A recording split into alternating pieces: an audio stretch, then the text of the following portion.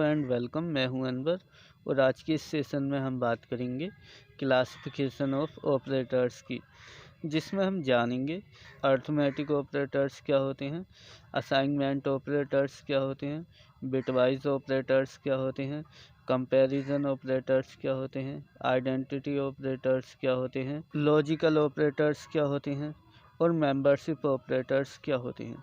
इन सभी को हम डेफिनेशन और एग्जाम्पल के साथ जानेंगे। तो गाइस प्लीज़ इस वीडियो को लास्ट तक देखें ताकि आपके इन टॉपिक से रिलेटेड सारे कंसेप्ट क्लियर हो जाएं। और गाइस यदि आप इस चैनल पर नए हैं तो हमारे चैनल को सब्सक्राइब कर दें ताकि जब भी हम कोई नई वीडियो अपलोड करें तो इसका नोटिफिकेशन सबसे पहले आपके पास पहुंचे। तो चलिए स्टार्ट करते हैं क्लासिफिकेशन ऑफ ऑपरेटर्स।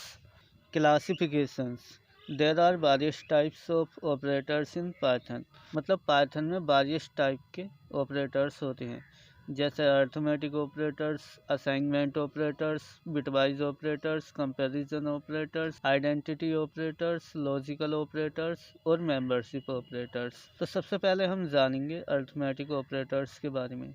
तो चलिए स्टार्ट करते हैं arithmetic operators. Arithmetic operators. Arithmetic operators are used to perform arithmetic operation. मतलब अर्थमेटिक ऑपरेटर्स का प्रयोग हम अर्थमेटिक ऑपरेशन परफॉर्म करने के लिए करते हैं। मानो जैसे हमें कहीं पर एडिशन करना, सब्ट्रैक्शन करना, मल्टीप्लिकेशन करना, डिवीज़न करना, मॉड्यूल से निकालना, तो वहाँ पर हम अर्थमेटिक ऑपरेटर्स का प्रयोग करते हैं। मतलब जहाँ पर भी हमें बेसिक कैलकुलेशन करनी होती है वहाँ पर अर्थमेटिक ऑपरेटर्स का प्रयोग करते हैं। जैसे कहीं पर जोड़ना है, घटाना है, गुणा करनी है, भाग करनी है, तो उन सभी जगह पर हम अर्थमेटिक ऑपरेटर्स का प्रयोग करते हैं। तो चलिए अर्थमेटिक ऑपरेटर्स को एग्जाम्पल के थ्रू जानते हैं। तो जैसे कि यहाँ पर एक प्रोग्राम दिया हुआ है A=5 B=9। तो सबसे पहले A=5 दिया हुआ है, जिसका मतलब है A एक वेरिएबल है जिसमें 5 वैल्यू स्टोर है, और उसके नीचे दिया हुआ है B=9, यानी कि यहाँ पर B एक दूसरा वेरिएबल है जिसके अंदर 9 स्टोर है। फिर नीचे लिखा हुआ है print A+B, print A-B, print A×B, print A/B। तो जब हम इस प्रोग्राम को रन करेंगे तो ये आउटपुट देगा 14 - 4 45 0.55। तो पहला आउटपुट है 14। तो अब बात आती है 14 कैसा आया। तो जैसे कि यहाँ पर थर्ड लाइन में दिया हुआ है प्रिंट A+B, तो A की वैल्यू क्या है यहाँ पर 5 और B की वैल्यू 9। तो 5 और 9 को ऐड करेंगे आपस में, 5 + 9 = 14। तो इसलिए यहाँ पर 14 आंसर आया। फिर दिया हुआ है -4, फिर दिया हुआ है आउटपुट में -4। तो ये क्यों आया, तो इसके लिए हम लाइन नंबर 4 देखेंगे जहाँ पर लिखा हुआ है प्रिंट A-B। तो A की वैल्यू कितनी है 5 और B की वैल्यू 9। तो 5 में से 9 घटाएंगे और सब्ट्रैक्ट करेंगे तो आंसर आएगा -4। और इसके आगे लिखा हुआ है प्रिंट A-B, तो यह 4 को प्रिंट कर देगा। फिर अगला आउटपुट है 45। तो अब बात आती है 45 क्यों आया। तो अब हम लाइन नंबर 5 पर जाएंगे जहाँ पर दिया हुआ है प्रिंट A×B। तो A की वैल्यू कितनी है 5 और B की वैल्यू 9। तो जब हम 5 और 9 को मल्टीप्लाई करेंगे तो 9 × 5 = 45। तो यह 45 को प्रिंट कर देगा। फिर अगला आउटपुट है 0.55। तो यह 0.55 क्यों आया। तो अब हम जाएंगे लाइन नंबर 6 में जहाँ पर दिया हुआ है प्रिंट A×B, यानी कि A की वैल्यू क्या 5 और B की वैल्यू 9, यानी कि 9 से 5 डिवाइड करना है। तो जब हम 9 से 5 को डिवाइड करेंगे तो आंसर आएगा 0.55। तो यहाँ पर A/B की वैल्यू कितनी आई 0.55। तो प्रिंट फंक्शन उसे कंप्यूटर की स्क्रीन पर आउटपुट कर देगा। तो यहाँ पर यह कंप्यूटर की स्क्रीन पर आउटपुट के रूप में आ जाएगा। तो इसलिए यह चारों 14 - 4 45 0.55 कंप्यूटर की स्क्रीन पर आउटपुट के रूप में शो होंगे। नेक्स्ट ऑपरेटर्स है assignment operators. The operators which assign a value to a variable are called assignment operators। मतलब ऐसे ऑपरेटर्स जो किसी वेरिएबल में कोई वैल्यू असाइन कर देते हैं उन्हें असाइनमेंट ऑपरेटर्स कहते हैं। मतलब ऐसे ऑपरेटर्स जो वेरिएबल के साथ किसी वैल्यू को असाइन कर देते हैं या किसी वेरिएबल को कोई वैल्यू सौंप देते हैं, उन्हें हम असाइनमेंट ऑपरेटर्स कहते हैं। जैसे कुछ असाइनमेंट ऑपरेटर हैं equal, plus equal, minus equal, multiply equal, divide equal, percentage equal. तो ये सभी असाइनमेंट ऑपरेटर्स हैं, क्योंकि यह किसी वेरिएबल में किसी वैल्यू को असाइन करते हैं।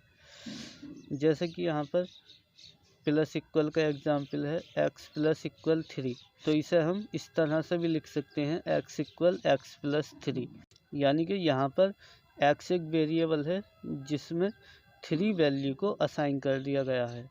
तो चलिए असाइनमेंट ऑपरेटर को प्रोग्राम या एग्जाम्पल के थ्रू जानते हैं। तो जैसे कि यहाँ पर प्रोग्राम दिया हुआ है इक्वल 5 b इक्वल 7, तो यहाँ पर सबसे पहले a इक्वल 5 दिया हुआ है, जहाँ पर a एक वेरिएबल है जिसमें 5 वैल्यू स्टोर है, और फिर b इक्वल 7 दिया हुआ है, जहाँ पर b एक वेरिएबल है जिसमें 7 वैल्यू स्टोर है। फिर उसके नीचे दिया हुआ है b plus equal a, print b minus equal a, print b multiply equal a, print b divide equal a, print b। तो जब हम इस प्रोग्राम को रन करेंगे तो ये आउटपुट देगा 12, 7, 35, 7.0। अब बात आती है कि ये आउटपुट कैसा आए। तो सबसे पहले जानेंगे 12 कैसा आया। तो सबसे पहले हम चलते हैं लाइन नंबर 3 पर, जहाँ पर लिखा हुआ है b प्लस इक्वल a, कि b प्लस इक्वल a को हम इस तरह से भी लिख सकते हैं b equal b plus a। तो b की वैल्यू कितनी है 7 और a की वैल्यू कितनी है 5, तो b इक्वल 7 प्लस 5, तो 7 प्लस 5 इक्वल 12। तो 12 की वैल्यू स्टोर हो जाएगी b वेरिएबल के अंदर, और प्रिंट b के द्वारा हम उसे कंप्यूटर की स्क्रीन पर आउटपुट के रूप में दे देंगे। तो इसलिए यहाँ पर पहला आउटपुट 12 आया। उसके बाद अगला आउटपुट दिया हुआ है 7, तो इसके लिए हम जाएंगे लाइन नंबर 5 पर, जहाँ पर दिया हुआ है b माइनस इक्वल a। तो जैसा मैंने अभी आपको बताया था, इसे इस तरह से भी लिख सकते हैं b equal b minus a। तो b की वैल्यू कितनी आई अभी 12, जो नई वैल्यू थी b की वह कितनी है 12, और a की वैल्यू कितनी है, a की वैल्यू ऊपर दी हुई है 5, तो 12 माइनस 5 इक्वल 7, इसलिए यहाँ पर यह 7 को आउटपुट के रूप में देगा। अब अगला आउटपुट है 35, तो इसके लिए हम जाएंगे लाइन नंबर 7 पर, जहाँ पर लिखा हुआ है b मल्टीप्लाई इक्वल a। तो इसे हमें ऐसे भी लिख सकते हैं b equal b multiply a। तो b की वैल्यू कितनी है, सबसे ऊपर जाएंगे अब हम जो वेरिएबल हमने डिक्लेयर किए थे उनमें। तो b की वैल्यू कितनी है 7 और a की वैल्यू कितनी है 5, तो b इक्वल 7 इंटू 5 हो जाएगा ये। तो इन्हें जब मल्टीप्लाई करेंगे तो ये हो जाएगा 35, यानी कि b इक्वल 35। फिर प्रिंट b के द्वारा हम इन्हें कंप्यूटर की स्क्रीन पर आउटपुट के रूप में दे देंगे। अगला आउटपुट है 7.0, तो इसके लिए हम जाएंगे लाइन नंबर 9 पर, जहाँ पर लिखा हुआ है b डिवाइड इक्वल a। तो इसे हम ऐसे भी लिख सकते हैं b equal b divide by a। तो b की वैल्यू अभी कितनी आई थी 35 और a की वैल्यू कितनी है 5, तो यह हो जाएगा b इक्वल 35 अपॉन a, यानी 5 से 35 को भाग करना। तो जब 5 से 35 में भाग करेंगे हम तो आंसर आएगा 7। प्रिंट b के द्वारा हम उसे कंप्यूटर की स्क्रीन पर आउटपुट के रूप में दे देंगे।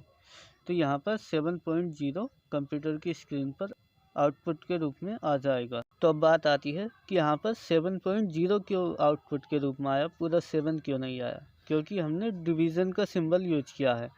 यदि हम फ्लोर डिवीज़न का सिंबल यूज करते तो वह 7 ही आउटपुट के रूप में देता, क्योंकि पाइथन में डिवाइड सिंबल आउटपुट को फ्लोट टाइप में देता है, जबकि फ्लोर डिवीज़न उसे इंट टाइप में देता है। नेक्स्ट ऑपरेटर हैं bitwise operators. The operators which perform bit level operation on operands called as bitwise operators. मतलब ऐसे ऑपरेटर्स जो ऑपरेंड पर बिट लेवल ऑपरेशन परफॉर्म करते हैं उन्हें बिटवाइज ऑपरेटर्स कहते हैं। मतलब बिटवाइज ऑपरेटर्स ऐसे ऑपरेटर्स होते हैं जो ऑपरेंड्स पर मतलब वैल्यूज पर बिट लेवल मतलब बाइनरी ऑपरेशन परफॉर्म करते हैं। For example we have taken two operands x equal 10 and y equal 12। This can be written as x equal 1010 and y equal 1100 in binary format. तो जैसे कि यहाँ पर example दिया हुआ है, हमने दो ऑपरेंड लिए, एक x और एक y, जहाँ पर x की वैल्यू 10 है और y की वैल्यू 12 है। बाइनरी फॉर्मेट में 10 हो जाएगा 1010 और 12 हो जाएगा 110। तो जब हम इन पर बिटवाइज ऑपरेशन परफॉर्म करेंगे तो यह एक नई वैल्यू आउटपुट के रूप में देंगे। Number 1 bitwise and. यह एंड ऑपरेशन परफॉर्म करता है और यह बिट को कॉपी करता है जब दोनों ऑपरेंड में 1 होता है। यानी एंड ऑपरेटर में 1 रिटर्न होता है जब ऊपर के ऑपरेंड में भी और नीचे के ऑपरेंड में भी 1 होता है। नंबर 2 है बिटवाइज और। यह और ऑपरेशन परफॉर्म करता है और यह बिट को कॉपी करता है जब किसी भी ऑपरेंड में 1 होता है। मतलब जब किसी भी ऑपरेंड में 1 होता है तो यह 1 रिटर्न करता है, अदरवाइज यह 0 रिटर्न करता है। नेक्स्ट है बिटवाइज जोड़। यह जोड़ ऑपरेशन परफॉर्म करता है। इसमें ऑपरेटर बिट को कॉपी करता है यदि केवल एक ऑपरेंड में 1 होता है। मतलब यदि किसी एक ऑपरेंड में 1 होता है तो यह 1 रिटर्न करता है, अदरवाइज यह 0। नेक्स्ट है बिटवाइज इन्वर्स। यह यूनरी ऑपरेटर होता है जो कि बिट को इन्वर्स कर देता है। मानो जैसे 1010 है तो बिटवाइज इन्वर्स उसे 0101 कर देगा। नेक्स्ट है लेफ्ट शिफ्ट। इसमें ऑपरेटर बिट को लेफ्ट साइड की तरफ को शिफ्ट कर देता है। मतलब लेफ्ट शिफ्ट में ऑपरेटर बिट को लेफ्ट साइड की तरफ शिफ्ट कर देता है। जैसे यहाँ पर एग्जांपल दिया हुआ है एक्स 12 शिफ्ट। तो इसमें क्या होगा, x की वैल्यू है 1010, तो जब हम इसे डबल लेफ्ट शिफ्ट करेंगे तो यह लेफ्ट की साइड में शिफ्ट हो जाएगा। मतलब राइट साइड में 2 0 जोड़ देंगे तो यह यानी कि 1010 लेफ्ट की साइड में शिफ्ट हो जाएगा। नेक्स्ट है राइट शिफ्ट। तो राइट शिफ्ट में ऑपरेटर बिट को राइट साइड की तरफ को शिफ्ट कर देता है। जैसा कि लेफ़्ट और राइट शिफ्ट के नाम से पता चल रहा है कि राइट की तरफ को शिफ्ट करना और लेफ़्ट की तरफ को शिफ्ट करना। तो राइट शिफ्ट में ऑपरेटर बिट को राइट साइड की तरफ को शिफ्ट कर देता है।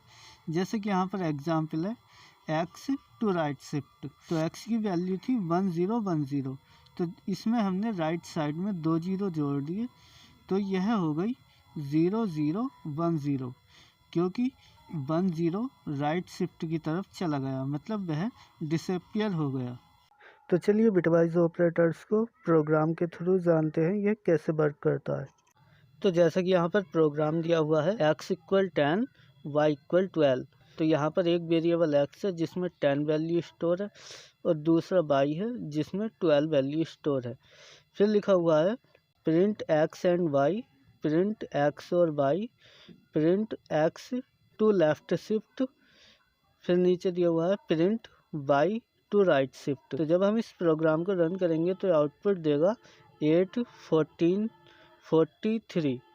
तो सबसे पहले दिया हुआ है 8, तो इसके लिए हम जाएंगे लाइन नंबर 3 पर, जहाँ पर लिखा हुआ है प्रिंट x एंड y। तो x की वैल्यू क्या है 10 और y की वैल्यू 12। तो x को हम बाइनरी में लिख सकते हैं 1010 और 12 को लिख सकते हैं 1100। तो जब हम इन पर एंड ऑपरेशन परफॉर्म करेंगे तो इसका बाइनरी फॉर्मेट हो जाएगा 1000, यानी 100 नॉर्मल वैल्यू में होता है 8, तो इसलिए यहाँ पर 8 आउटपुट आया। उसके बाद दिया हुआ है प्रिंट x और y। तो यहाँ पर और ऑपरेटर यूज हुआ है। तो और ऑपरेटर में क्या होता है, यदि किसी भी ऑपरेंड में 1 है तो वह 1 रिटर्न करेगा, अदरवाइज 0। तो 10 में क्या है 1010 और 12 में 1100, तो इसका आउटपुट आएगा 1110, यानी कि 3 बार 1 और एक 0। तो जब हम इसे नॉर्मल वैल्यू में कन्वर्ट करेंगे 14 आउटपुट देगा। फिर दिया हुआ है 40। तो इसके लिए हम जाएंगे लाइन नंबर 5 पर, जहाँ पर लिखा हुआ है print x two left shift, यानी कि x को टू लेफ्ट शिफ्ट करना है। तो जब x की वैल्यू क्या है 10, जो कि है 1010, तो जब हम x को टू लेफ्ट शिफ्ट करेंगे तो यह हो जाएगा 101000। तो जब हम उसे नॉर्मल वैल्यू में कन्वर्ट करेंगे तो वह 14 आउटपुट देगा। तो इसलिए यहाँ पर आउटपुट 40 आया। अगला आउटपुट है 3। तो 3 के लिए हम लाइन नंबर 6 पर जाएंगे, जहाँ पर लिखा हुआ है print by two right shift. तो राइट शिफ्ट में क्या होता है, ऑपरेटर जो है राइट साइड में शिफ्ट हो जाता है। तो बाई की वैल्यू क्या, 12, जो कि है 1100। तो जब हम इसे राइट में शिफ्ट करेंगे, टू राइट शिफ्ट करेंगे, तो यह हो जाएगा 0011। तो जब हम इस बाइनरी फॉर्मेट को नॉर्मल वैल्यू में कन्वर्ट करेंगे तो यह आउटपुट में 3 को प्रिंट करेगा। तो गाइज आई होप आप इस लेक्चर में जान गए होंगे अर्थमेटिक ऑपरेटर्स क्या होते हैं, असाइनमेंट ऑपरेटर्स क्या होते हैं और बिटवाइज ऑपरेटर्स क्या होते हैं। तो गाइज हमने इस लेक्चर में 3 ऑपरेटर्स ही कवर किए हैं, क्योंकि यदि हम सारे ऑपरेटर्स को इसमें कवर करते तो वीडियो बहुत ज़्यादा लंबी हो जाती। तो इसलिए हमने क्लासिफिकेशन ऑफ ऑपरेटर्स को 2 पार्ट में डिवाइड कर दिया। नेक्स्ट पार्ट में हम बात करेंगे आइडेंटिटी ऑपरेटर्स के बारे में, लॉजिकल ऑपरेटर्स के बारे में और मेंबरशिप ऑपरेटर्स के बारे में। तो गाइज़ यदि आपको इन तीनों टॉपिक्स में किसी भी तरह का कोई डाउट है तो कृपया कमेंट बॉक्स में हमसे अपना डाउट शेयर करें, ताकि हम आपके डाउट को जल्द से जल्द क्लियर कर सकें। और गाइज़ यदि आपको हमारी यह वीडियो पसंद आई हो तो कृपया इसे लाइक करें, शेयर करें, और अगर अभी तक आपने चैनल को सब्सक्राइब नहीं किया है तो चैनल को सब्सक्राइब कर दें।